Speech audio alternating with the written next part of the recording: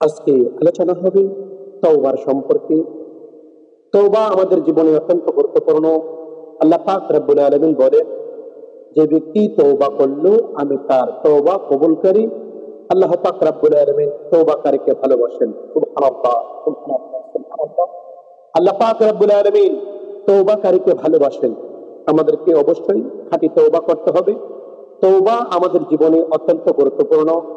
যে ব্যক্তি তওবা করলো ওই ব্যক্তি আল্লাহর বন্ধু হয়ে গেল। আজকে আমি আপনাদেরকে বুখারী শরীফের 4750 নম্বর হাদিসের আলোচনা শোনাচ্ছি। যে ব্যক্তি তওবা করলো আল্লাহ পাক রব্বুল আলামিন তার সমস্ত পাপ তাকে ক্ষমা করে দিবেন। সুবহানাল্লাহ, সুবহানাল্লাহ, সুবহানাল্লাহ। চমৎকার একটি ঘটনা আছে, আমি আপনাদেরকে শোনাচ্ছি।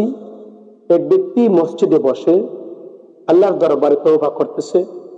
আস্তাগফিরুল্লাহ, আস্তাগফিরুল্লাহ, আল্লাহুম্মা গফিরলি ওয়ারহামনি, আল্লাহুম্মা গফিরলি ওয়ারহামনি।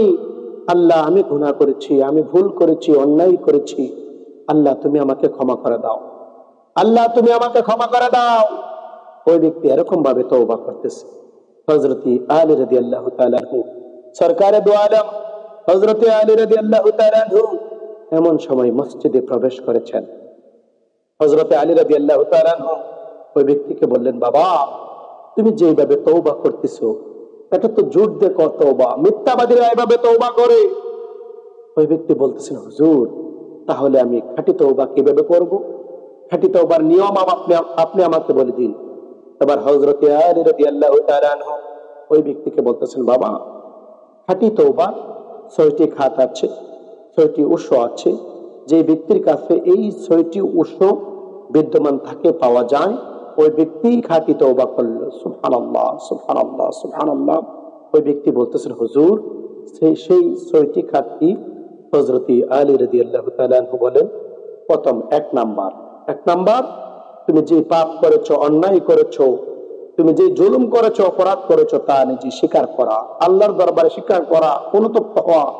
এই সমস্ত পাপ আমি করেছি, এই জন্য আল্লাহ অনুতপ্ত, আমি অপরাধী, এরকম পাপ স্বীকার করা।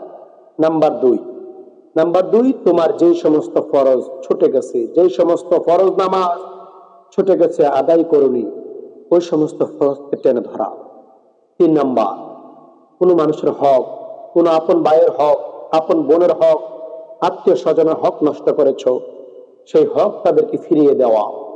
4 নাম্বার, তুমি কারো প্রতি জুলুম করেছো, অন্যায় করেছো, মারধর করেছো, আঘাত করেছো, কারো বিরুদ্ধে সগুলগড়ি করেছো, তাকে কষ্ট দিয়েছো, তার কাছ থেকে ক্ষমা চেয়ে নেওয়া। 5 নাম্বার, তোমার কাছে যদি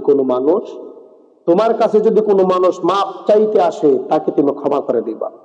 রাসূল পাক সাল্লাল্লাহু তাআলা আলাইহি সাল্লাম বলেছেন, যে ব্যক্তি কারো কাছে মাপ চাইতে গেল, ওই ব্যক্তি যদি কোনো অপরাধীকে মাফ না করে, সে যেন জান্নাতে হাউজে কাউসার আমার কাছে না আসে। তো বোঝা গেল, যদি কোনো মানুষ আপনার কাছে অপরাধ করে,